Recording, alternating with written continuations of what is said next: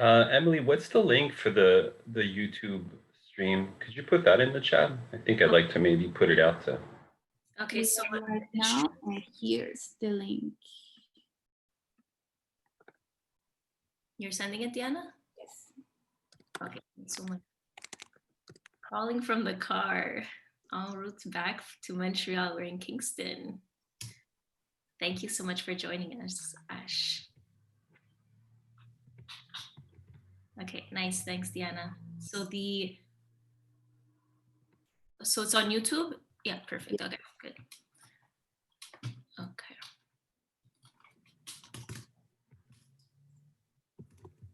Okay, so we'll get started. Is that good with you, Alex? That's great. Okay. All right. So welcome, everyone. Welcome to the Power Skills 2020 5-day virtual conference. Today's already the last day of the conference. And I hope that you're feeling as energized as I am after listening to so many amazing sessions over the past 5 days. If it's your first session, welcome. You're going to really enjoy this session. And please check out the rest of the sessions for today. We'll be putting in the link right now. Right here. So my name's Emily. I work as a career advisor at the McGill School of Continuing Studies, Career Advising and Transition Services Office, also known as CATS. And I'm here today with my colleague, Diana. Some just ideas for today is for the session's gonna be 60 minutes long. You'll be muted and you can unmute yourself at any time when we open up the questions, or you can write in the chat. Videos can be on or off. And the session is currently being recorded on YouTube now. We just included the link in the chat, and we'll be stopping the recording during the breakout session. I said breakout session. Please stay with us during the breakout session. You will enjoy it, I promise you. Thank you so much for joining us for today's session, Careering for Impact and Change Through Solidarity-Based Initiatives. So I'm really thrilled to introduce you to Alex Megalast today, our speaker. You will definitely enjoy this session. For those of you who don't know Alex, he's a PhD student in Educational Studies at McGill University, under the supervision of Professor Henry Mitzenberg and Brownin Low, and I hope I pronounced that well. He's also programs coordinator at the Concordia University Office of Community Engagement. They do incredible work. We'll be putting in the link in the chat. And an affiliate facilitator of the Center for Community Organizations, COCO. He teaches at the School of Conflict Studies at St. Paul University. So Alex, we're so happy to have you here today. And thank you so much again for being here. Thanks a lot, Emily and Diana. And just want to say it's a pleasure to reconnect with Emily. Her and I are both from the same stomping grounds at the Faculty of Education at Concordia, and we had a chance to work together on Professor Mintzberg's social learning for social impact at McGill. So it's great to reconnect with old friends. And I see there's a couple of folks in who've signed on already that I've had a lot of fun working with or playing soccer with in the past, looking at you, Pandora. So thanks a lot for having me today. So maybe what I'll do is I realize that folks are just kind of in the process of streaming in. So I'll give you a brief overview of what we're going to be looking at today, and then we'll get into the session. Maybe just before we do, I just wanted to begin by acknowledging that we're all located on unceded Indigenous lands, that the Kanien'kehá:ka Nation are the custodians of the lands and water on which we gather today. Tiohtià:ke, Montreal, is a gathering place for many nations, and today it's home to diverse populations of Indigenous and other peoples. And so it's through this respect for the continued connection with the past, present, and the future that I want to start the session as a first and important step to doing further engagement work in our personal and professional sphere. So in terms of the session, this is a session on careering with purpose, and it's a topic that's important to me, but where I want to really look at it through this concept of solidarity-based initiatives. So what are the ways in which we can do the work that we need to do in order to pay the rent and put food on the table, but to also approach those commitments through the lens of social action and in a way that's responsive and that is applied with a fair amount of empathy and a capacity to listen and to commit to relationality with the context that we want to affect. This is it's a set of questions that I keep asking myself, and so I'm hoping that through this workshop, it'll both deepen my thinking and my reflections around it, and that we do get a chance to kind of go back and forth over the course of it. So essentially, what I want to look at is first speak with you about some of the challenges that I see around the emergent trends that we can currently see, and how the notion of social good and social impact is currently applied within a professional sphere. So that's the stuff that's within the sphere of what's challenging. And then past that, I want to look at some of the aspects or some examples that are interesting and that are motivating and that do allow us to draw inspiration for ourselves and how we want to be doing that work in the world. And then I want to close it up by giving us a chance to unpack some of these notions together, to bring it back so that we can see how that relates to your own respective practices, and then we'll close it up and go home. I don't have a PowerPoint that's been set up for this session.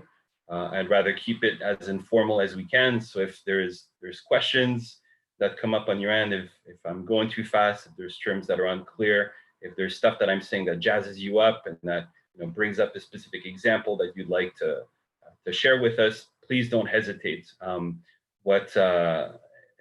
think we're expecting a potentially higher number of participants, so I won't necessarily stop as you're asking questions, but I do want to commit to taking substantial breaks over the course of our conversation, just so that I can make sure to address what's coming up for you. So I think if you've got questions, what I would suggest is please put them into the group chat, and then Diana will keep tabs on what's going on, and then maybe Diana, you can flag me once we've got a couple, and then I'll stop, and on my end I'll also be sure to be mindful to stop as we go along so that I can address the stuff that's come up on your end.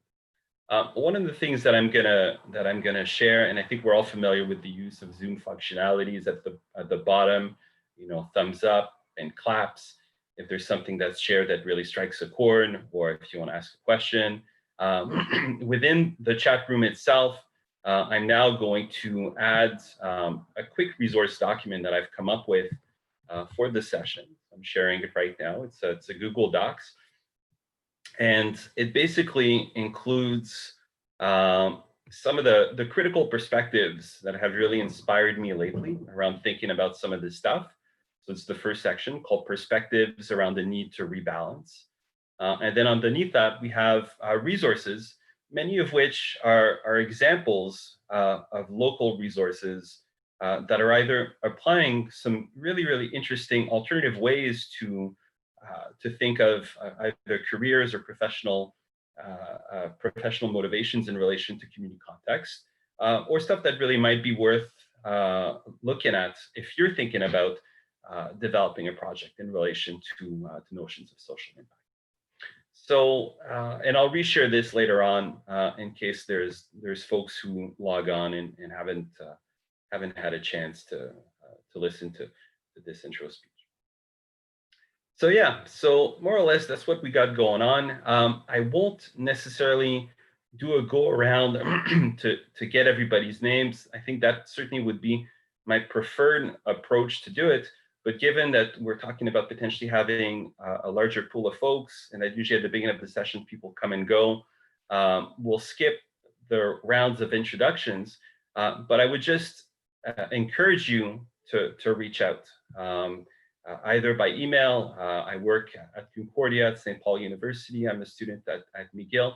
So you can either send me an email privately.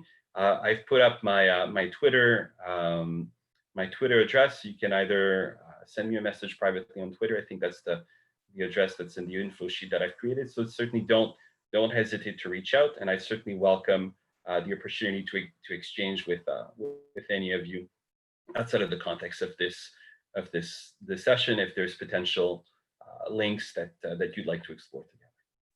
So yeah, so with that being said, let's get into the talk itself, the presentation itself. So first, when we think about this idea of careering with purpose, we can notice that there's such a large range of options for civil society members to apply these commitments to what tends to be defined as the collective good. And so we're seeing these commitments to social change being applied certainly through the increasing and sustained efforts of social movements, through which we're seeing calls for diversity and equity-based policies within organizations. We know that technology and social media are allowing us a broad range of platforms that can serve to amplify messages and build connections amongst ourselves. There's the world of entrepreneurship that's increasingly present and aware of the potential for impact, but also revenue generation through impact that lies within that sphere. We know that post-secondary education are increasingly interested in a broad range of just previously unprioritized but outwardly facing strategies that allow students and researchers to operate outside of academia through experiential learning and applied research. We're seeing urban developers, municipal planners applying their skills to building what's now called smart cities that are data reliant and purpose to optimize how we lead our lives.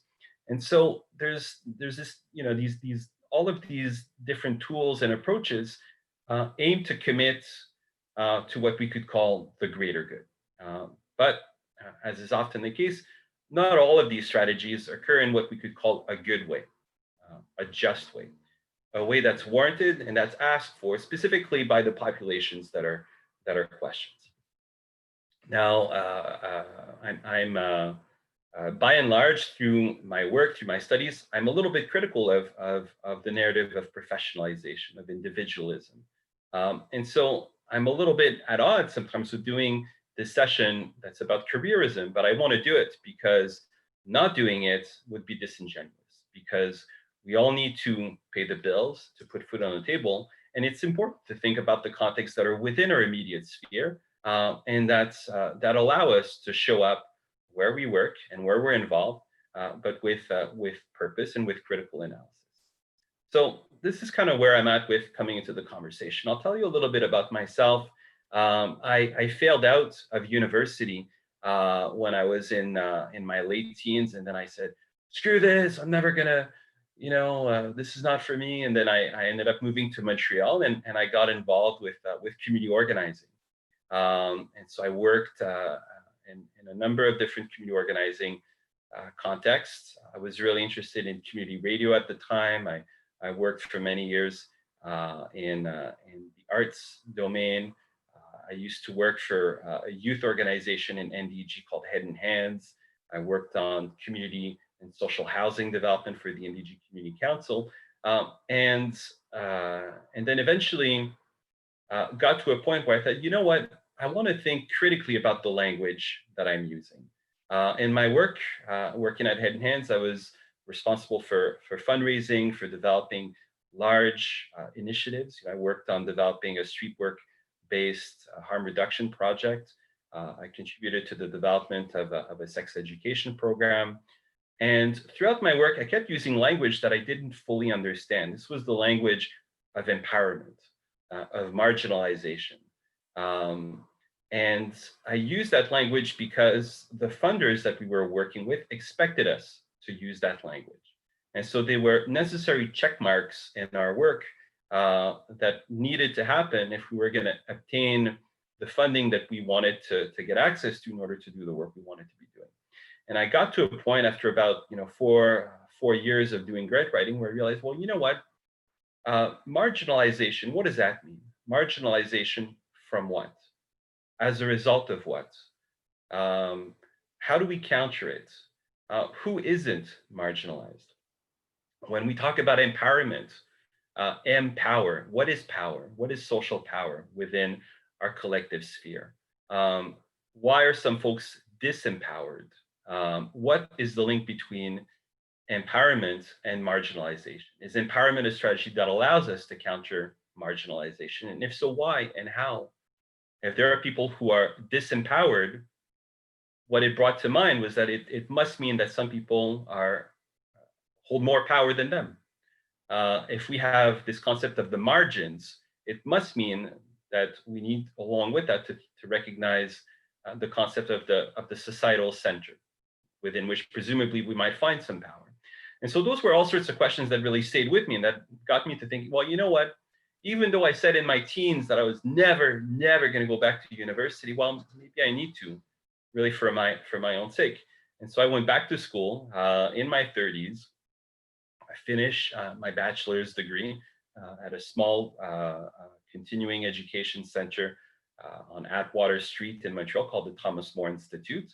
And it's what allowed me to graduate with a bachelor's from Bishop's University, with which the Thomas More Institute is affiliated. And after that, I realized, wow, well, this was an important contribution to my growth. And this process of educational studies is something that I want to commit to. And so I ended up for many years applying to go to grad school. I didn't get in about a dozen times because I applied to all sorts of programs. And then eventually I found a program that was a good fit, and that was the educational studies program at Concordia, where I did my master's studies. And then that really opened me up to a broad range of perspectives that were important in my life. So the idea of critical pedagogy in Paulo Freire, and the idea that in learning, we become critically aware, and we acquire the capacity to learn from and with the world in a way that is impactful and relational, but also critically situated. And then that's eventually what brought me to the doctoral studies that I'm currently doing at McGill University, which is still in educational studies. I'm supervised by Bronwyn Lowe in the Department of Integrated Studies and Education, and Henry Mintzberg, who's in the Faculty of Management. And I think my work in my studies in educational studies really opened me up to this idea of applying change in the world, but really through the sphere of education. So that's what really brought me to working in post-secondary education, first at McGill and now at Concordia, where I'm really invested in thinking about, well, what are the ways in which education actually holds very many practices that are harmful to the world and that are not conducive to reciprocal engagement? And what are some alternative practices, alternative ways of doing things within the monolith that is post-secondary education that can actually commit to reciprocity and to doing things differently? There's this idea that the researcher is someone who goes around, collects data, produces a report, and that the people who are studied rarely have a chance to meaningfully contribute to the emergence of a research process. And unfortunately, by and large, that still is the predominant approach to doing research. And as community organizers, this can be very taxing. When you get a call from someone who wants to meet you, from someone who wants you to give a tour to their students, someone who wants you to come and give a guest lecture in their class. These are requests that are routinely directed at community groups and that never necessarily bring along with them concrete returns for that investment of time on the part of the community organizers whose contacts and whose organizations are being considered or studied. And so I think this is what I really hope to do through my work in post-secondary education, is to really reflect on our practices and to try to come up with other ways for us to do this work. Specifically, what what I also want to ground my work in is this recognition that right now we are not in a world that is in balance.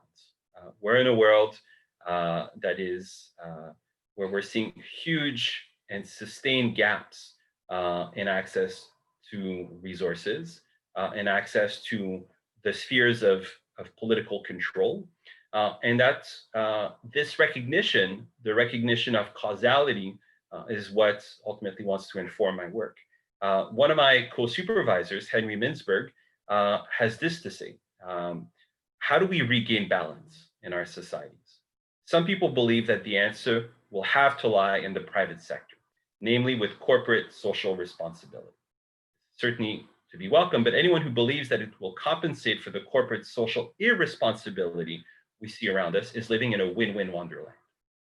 Other people expect democratic governments to act vigorously, that they must do, but will not so long as they continue to be overwhelmed by private sector entitlements, global as well as domestic.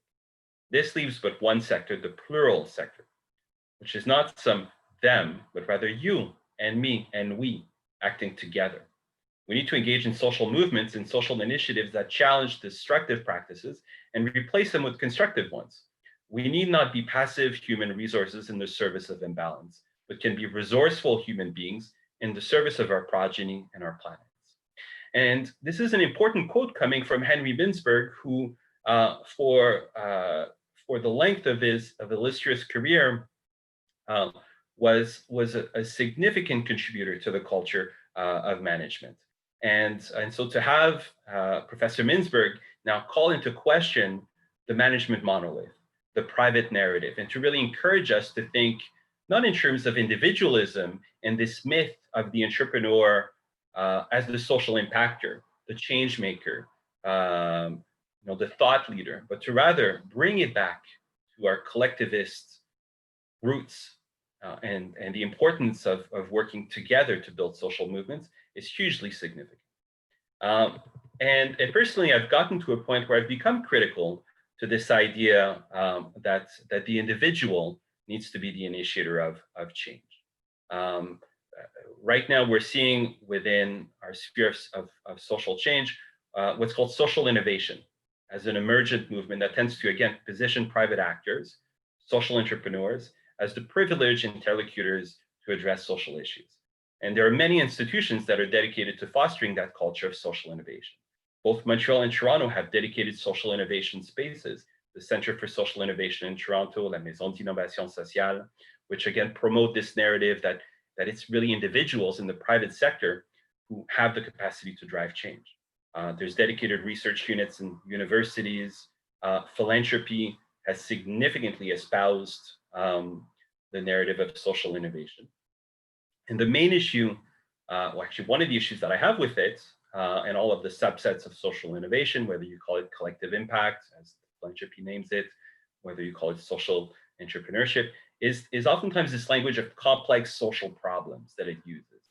And this idea that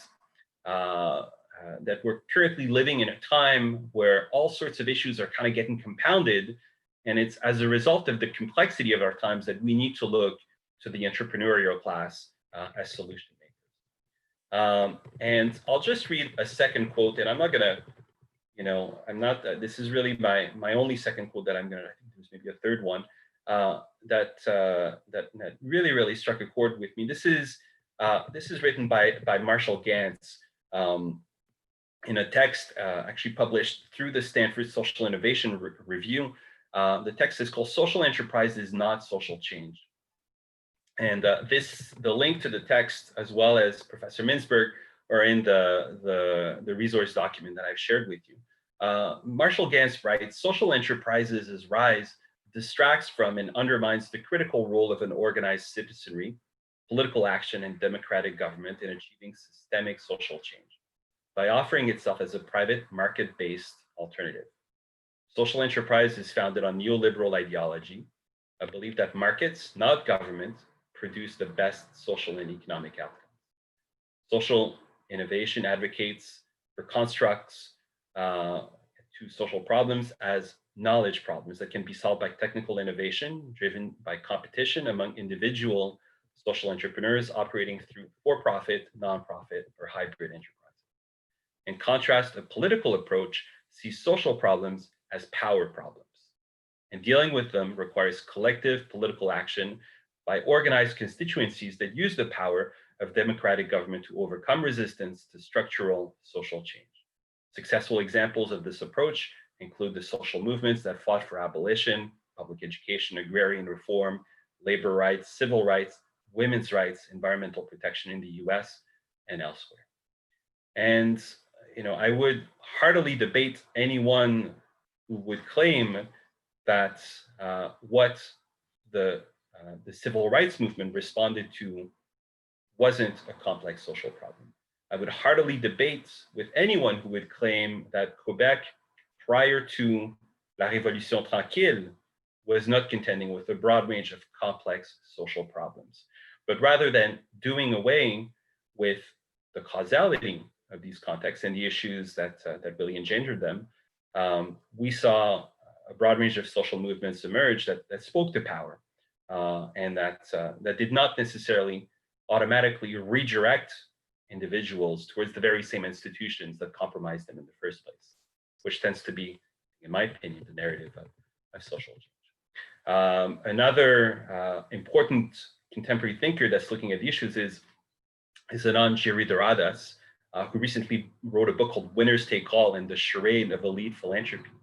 And in his book, he questions the legitimacy of social entrepreneurship and private philanthropy as essentially two strategies that weaken rather than foster social.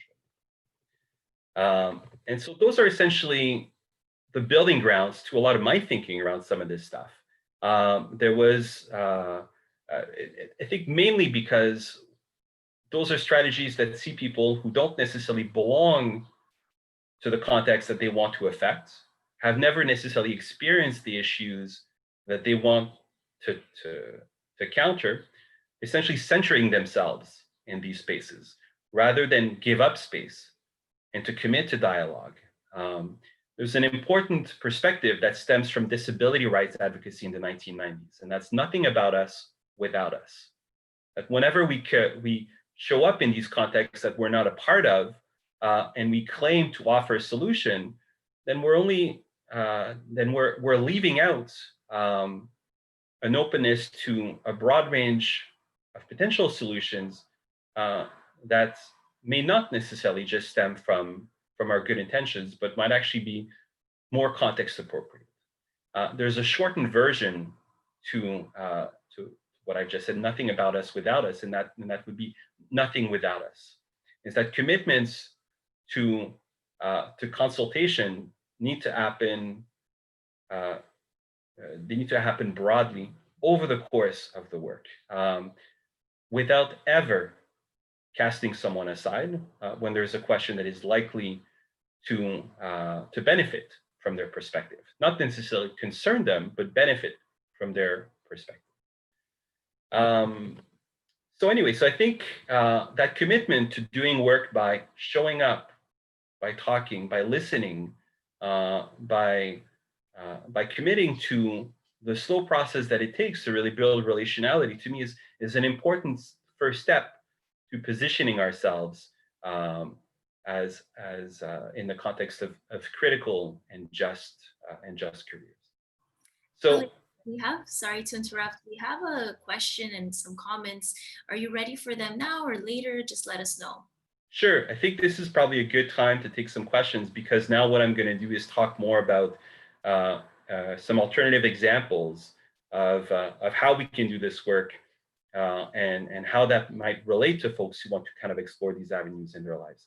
So let's take some questions now.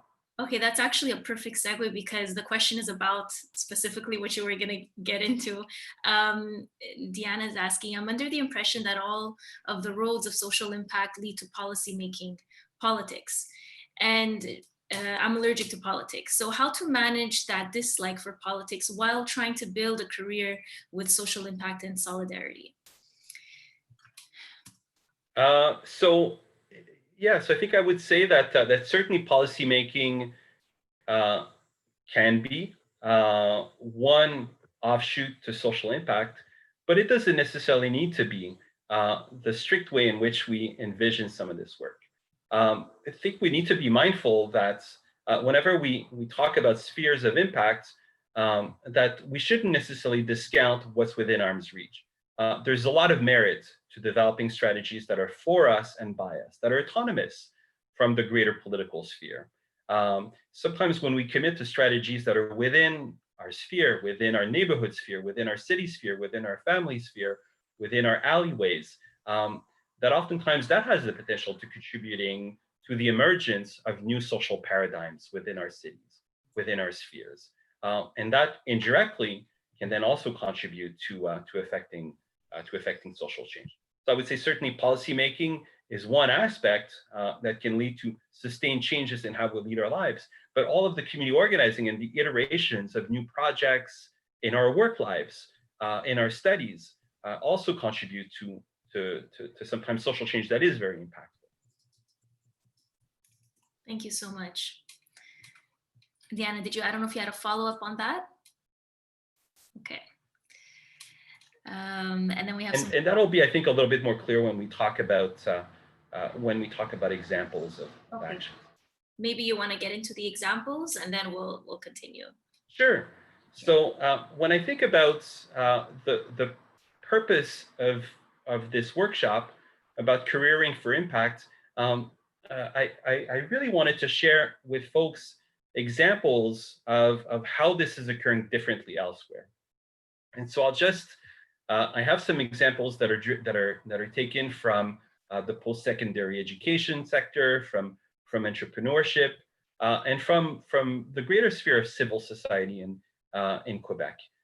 Maybe what I'll do is I'll see if I can share my screen so that I can click on the links. And is this something that I can do, Diana, is share my screen? It doesn't look like I have the option at the beginning or at the bottom. You should be able now. You are co-host. Oh, okay, there we go. Share screen. Share. Okay, so the first thing that I want to show folks is a program at Concordia in the John Molson School of Business called the Community Service Initiative. I'm just showing you the link so that you can have a look at when you look at it.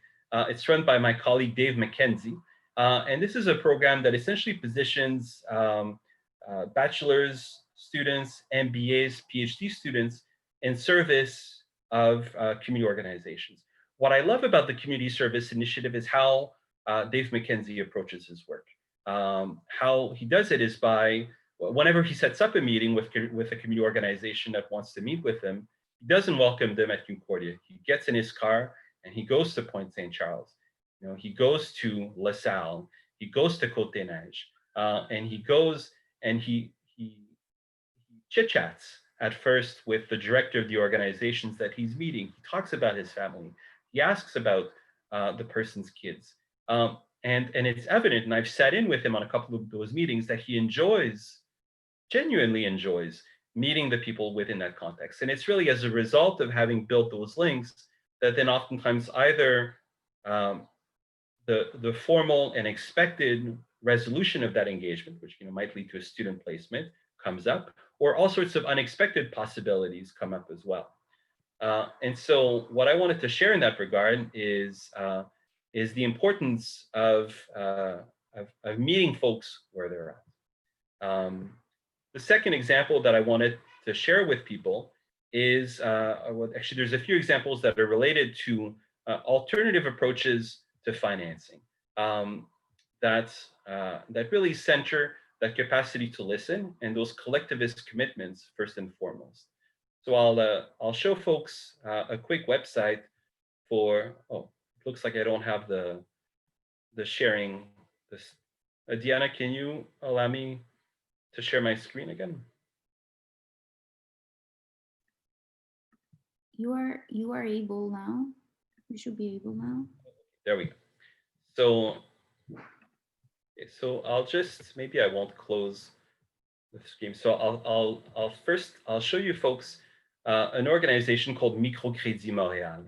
Now, Microcrédit Montréal is an organization that provides short to long-term loans for entrepreneurs and for international professionals who find themselves having gone through the immigration process, are now in Canada, and are challenged by the fact that their professional credentials are not necessarily recognized here. And so through their work, they allow for the emergence of entrepreneurial initiatives and for the respect and recognition of the accreditations that folks were holding prior to coming. So yeah, so and this is actually a perspective that really stems from the recognition of community loans initiatives as an important way to build local capacity. I'll share with you another website. This is a group called the Montreal Social Value Fund. The Montreal Social Value Fund, actually, I met with them a few times over the last, I think a few months ago prior to the pandemic, and they were McGill students. There's their website. They were McGill students who wanted to finance entrepreneurial efforts at a local level in communities. And so they wanted to know, well, how can we approach that work meaningfully? And my suggestion was, a lot of what I brought up in the workshop so far is talk to people. Don't presume to offer them things that they may not need, that they may not value, but really commit to approaching your work differently. And as a result, they've, not just of our interaction, but really their commitment to thinking critically about their position, they've ended up coming up with a strategy through which they want to support entrepreneurs of color in business that do not necessarily have an impact label. The impact label that tends to come up a lot in social innovation, but rather that are helping the community and its members to integrate into the ecosystem, especially in light of the global pandemic. So this was very interesting that they shifted their strategy, and now that they now have a funding initiative that is critically positioned. Another model that I would highlight is the model of brique par brique. We're in the province of Quebec. There's a broad range of resources that are readily available for to support the emergence of cooperative housing, which for all of us can be an important way of applying those commitments to local autonomy. Oftentimes we take for granted that the way in which that our housing model, through which we either rent or own, are the end all, but actually starting a housing co-op is a really interesting way to both control, reduce the amount of money that we spend on our housing, and to also do it in a way that allows us to build on these individual needs, but in a shared way. And so Brique par Brique is an initiative that both includes alternative approaches to financing. They're funded by a community bonds model, and that is also a for and by model. It's a project that is primarily looking at creating housing for and by members of racialized populations. Another example that I would share is the example of Cooperation Jackson. Cooperation Jackson is not in Quebec; it's in Jackson, Mississippi, and it's essentially a very significant network of interconnected co-ops, so worker co-ops, housing co-ops, solidarity co-ops, that really allows the community of Jackson, Mississippi to hang on to its generated capital.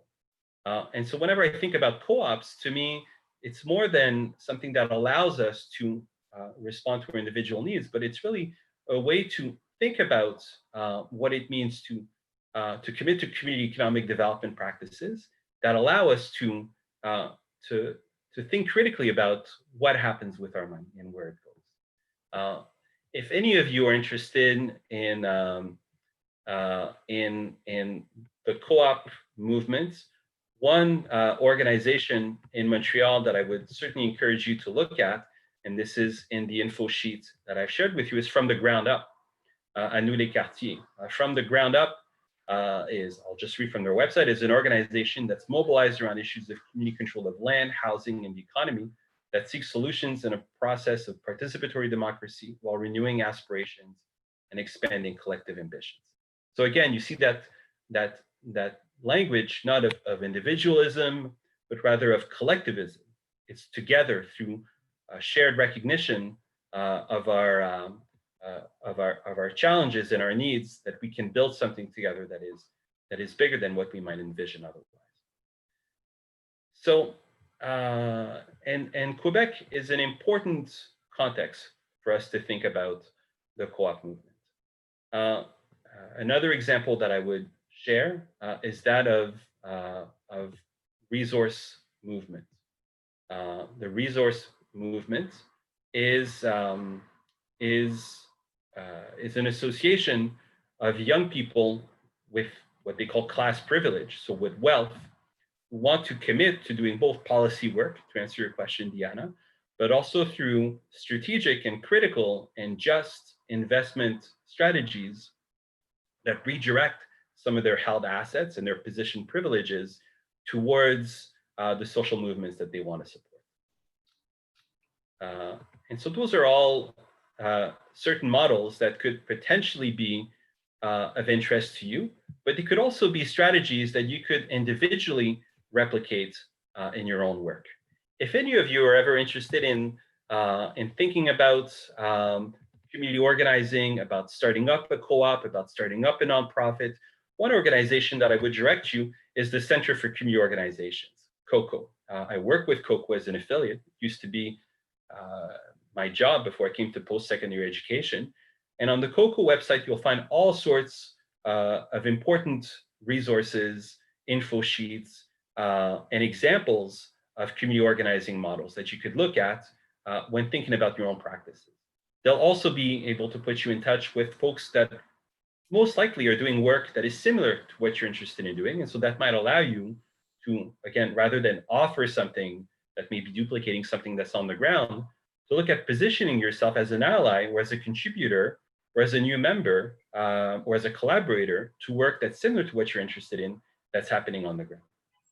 So maybe one last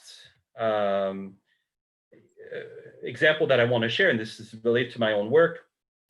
And before I do that, I just want to stress that there's a lot of value in pushing back on the narrative of the entrepreneur as the change maker, because it's a flawed narrative. It's a lonely narrative, because in fact, as we've seen, there's strength in collective endeavors, in naming the aspects in ourselves that are imperfect, that need support, and then that allow us to then seek others to build something that's greater and that's shared. The last thing that I'll share with you before we take a few questions, and again, I'll share my screen, is work that I'm involved in doing with a community-based action research network in the neighborhood of Park Extension. Park Extension is a poor neighborhood north of the downtown core. It's always been this neighborhood that's been the immediate point of entry for newcomers because rent was low. But recently, Université de Montréal built a new campus just south of Park Extension. And so as a result, there's all sorts of new folks who want to come and live in the neighborhood, staff and students of the new campus. And so rents in the neighborhood of Park Extension is now going up sometimes as high as 100% from previous years. 100% rent increase, double the rent, in a context where we know that anything above 2% is oftentimes named as an unreasonable increase to rent. And so, you know, as a result of the fact that this is a rapidly changing landscape, there's all sorts of researchers from all universities who want to study Park Extension, who want to study the effects of gentrification, who want to study the effects of systemic racism. But to want to study a context and experiences that are lived with people is not enough of a justification to do that work. And so we've created a community-based action research network that brings together researchers from all universities, professors and students who do that work in ways that are reciprocal and generative and strategic position in relation to the local issues. And so we've come up with a series of terms of engagement. And so if folks want to come and have a seat at the table at our research network, and and meet each other, co-apply for, for research grants, connect with community organizers, that's fine, they can come, but then they need to commit to doing that good critical work and to valuing residents as knowledge experts. They need to commit to being invited in by residents who also need to be allowed to refuse their presence. They need to pursue questions that connect to community concerns. They need to be transparent about all aspects of their research work. If they're going to go and consult people about their lived experiences of racism, of poverty, they need to commit to paying people for the capital that generates for their research. If they're going to take away a community organizer from their time to do a site visit, to do a walking tour, they need to recognize the fact that taking that person away from their work is having a detrimental impact on the ground. And so they need to engage in research practices that are respectful, that have been vetted by the people that they work with, and that use an appropriate language. I won't go through all of them, but I think this gives you a sense of how a monolith, like a post-secondary education, and how approaches like research that tend to be pretty fixed can be challenged, can be done differently. And so those kinds of commitments can be applied elsewhere. They can be applied in the public service. They can be applied in the private sector. And so there's always a new way of doing things. So when I think about some of the learnings that I want us to hang on to and the ways in which we can do this type of work, there's a few points that really come to mind. So one is the importance of acknowledging the cause of inequities. They're not complex social problems. Poverty and racism are only complex to those who've never experienced them. And so it's important to be specific in our language, in our reflections, and to recognize that wealth centralization is at the core of what we could call complex social problems. It's important to acknowledge your own positionality and to work from there. If you come from wealth, if you come from relative privilege, we can acknowledge that, but to not stay grounded in a kind of guilt and self-consciousness that prevents us from doing work, but to rather look at these assets as strategic resources and to commit to working with your people, with your assets, within your sphere. It's important to show up to where people are at, where people need support, and to listen more than we talk. And that although thinking and reflecting is great, and right now there's all sorts of calls that white people specifically need to educate ourselves by reading, we can do more than read and reflect. We can also learn by doing. Anyone who has a background in educational studies knows that popular education, critical pedagogy, needs to move us towards learning by action. And so we can think and reflect by doing on the front lines, by doing at protests, by doing through volunteering, by showing up to vigils, by doing community organizing. Those are all ways to think and to reflect. Collectivism is much stronger than individualism. And if there are things that are challenging in your lives, fly up your freak flag, celebrate those aspects that are challenging and that might sometimes lead you to feel self-conscious. Deny that self-consciousness, move past it and connect with others who have similarly been compromised and use that as a means of moving towards shared action. Let the people most concerned determine what is the impact that they want to see in their lives, in their spaces. Don't impose anything that hasn't been asked for. Commit to a never without them strategy. And also embrace criticisms, because to critique is to love. Criticism is a way in which someone vocalizes on the ways in which they might potentially envision a different direction forward. It's an openness to co-creation. It might be hard to hear, but it's an invitation to doing things differently. So those are the aspects that I try to apply in my own practice and that I've viewed as important contributors to the organization work that I see as being successful.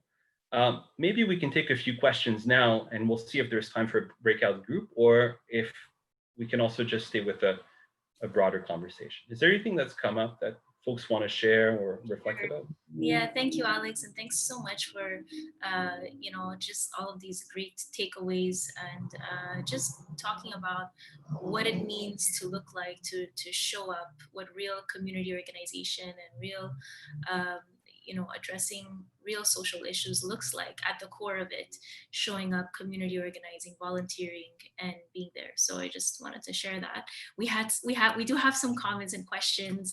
Just going back to the beginning when you shared the document, Liliana says, thanks so much for the resource. She's actually starting at the Community Economic Development Program at Concordia this September. So that's awesome, Liliana.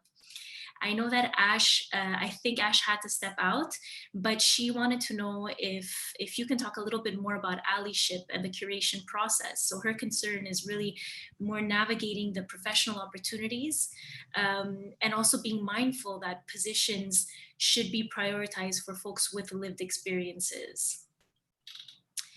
And then Paul just followed up on what Alex had mentioned about what you had mentioned about people.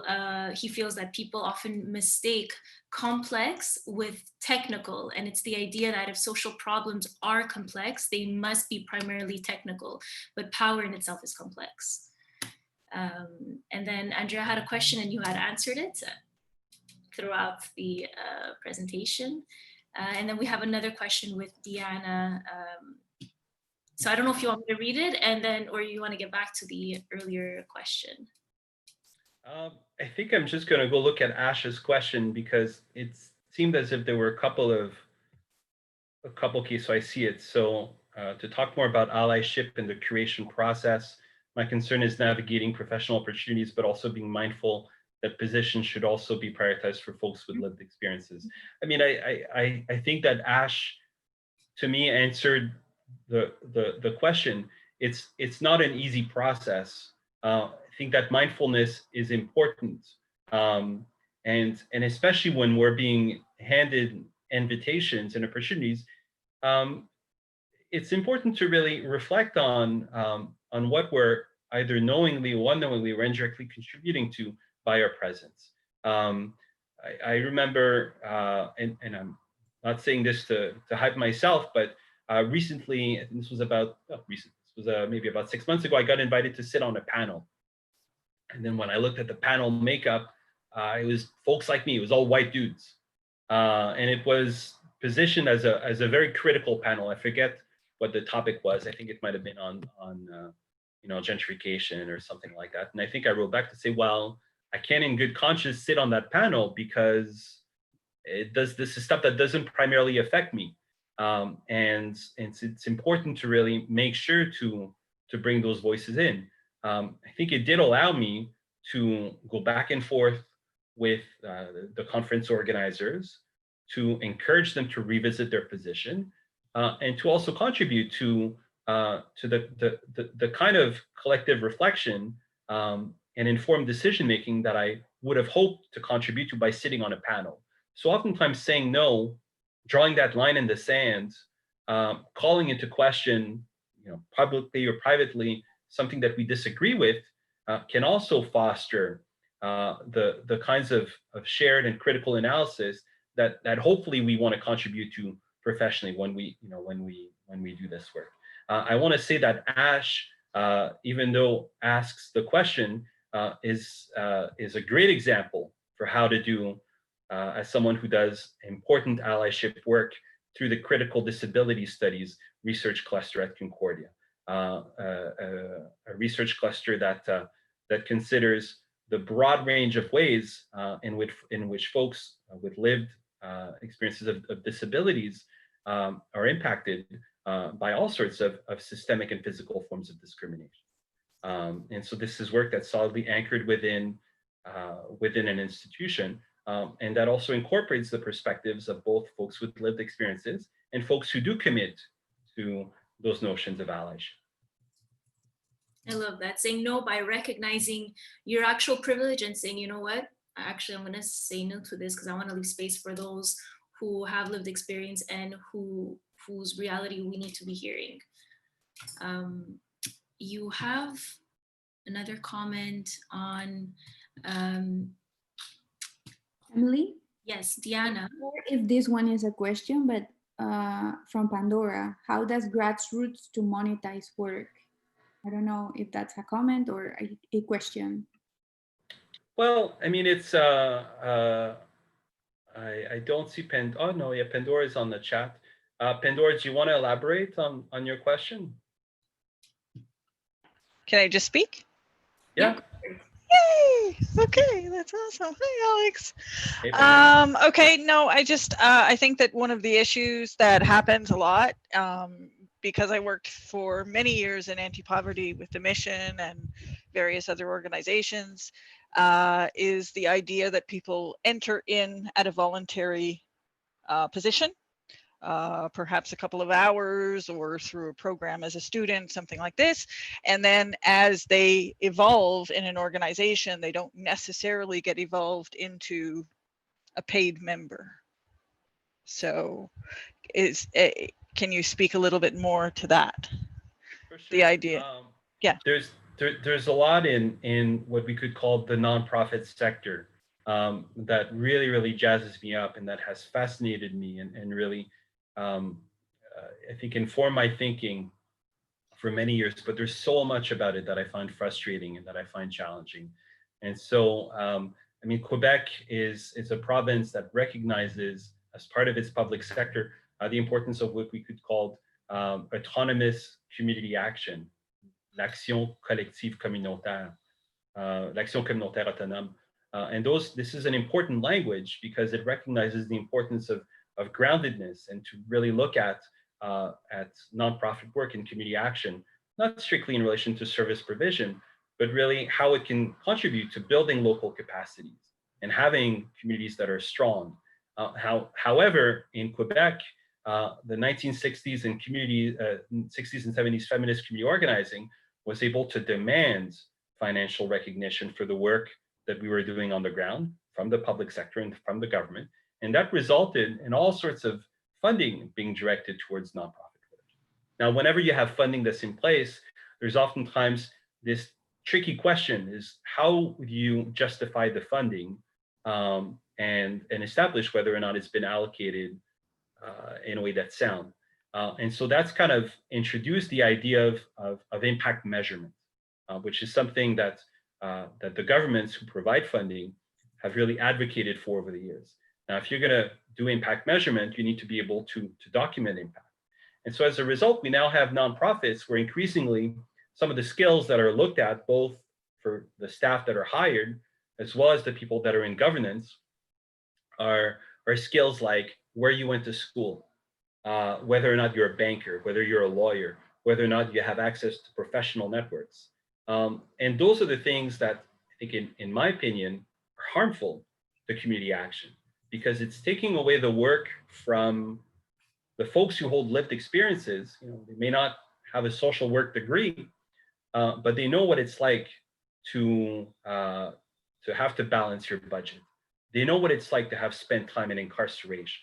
They know what it's like to have to contend with problems of addiction. And those lived experiences are important.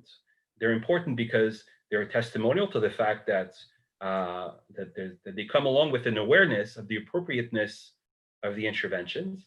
And they also allow for a direct connection between the kinds of socioeconomic barriers that inform these experiences in the first place and how the work can happen. And so whenever we see, you know, those barriers to employment in nonprofits and the prioritization of folks with professional assets, it's important to push back on that. And you know, I think you would be right to say that this is something that deserves to be named as an issue. Professional assets are important for sure, and we can all, and I've certainly benefited from my time in school and my time in really thinking about how to approach this. But that needs to be held hand in hand with a commitment to lived experience. Thank you, Alex. So maybe we have time for one last question, otherwise we can close it up.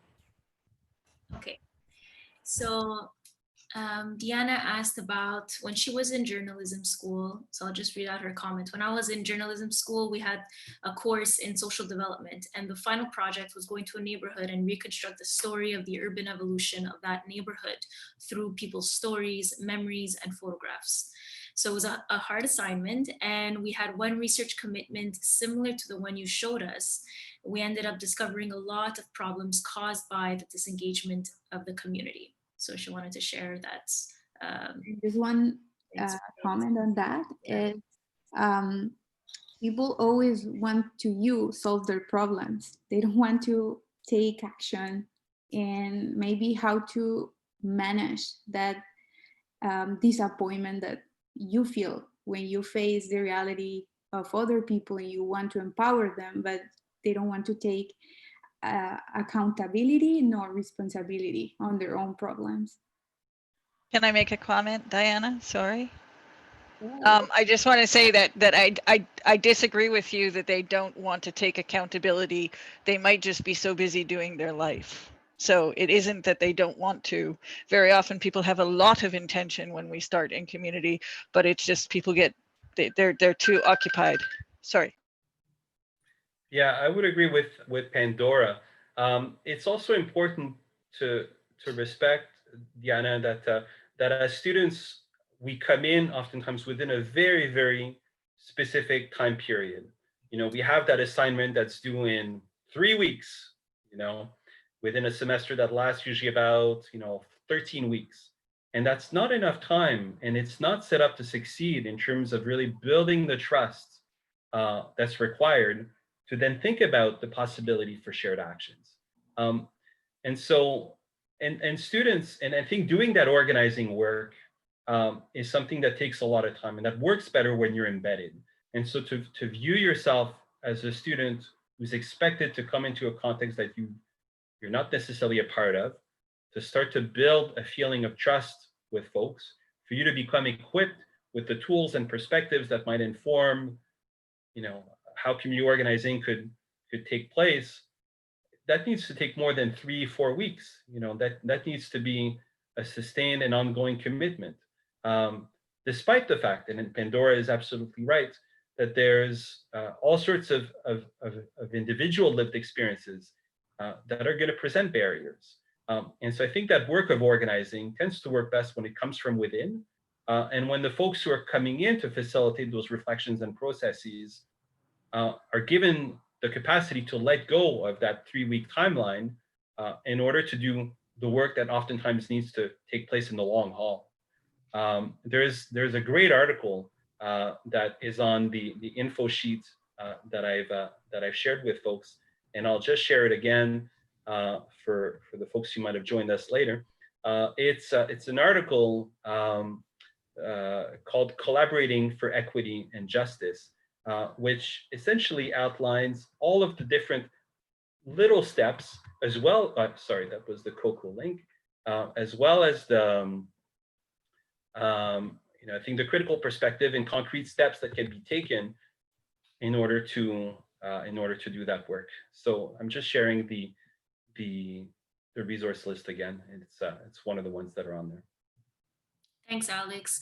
Diana, that reminds me so much of how I have always wanted to work in international organizations, the large, United Nations, all of them. And once I started getting some of that experience and looking at what that looks like, I understood, based on my experience, it was not the impact I wanted to make. It was way too much my personal experience. I know everybody who has had international organization experience has different experiences, of course, is that it's not making that direct impact. And I felt that I was, more than anything, imposing my perspective on communities that were not mine.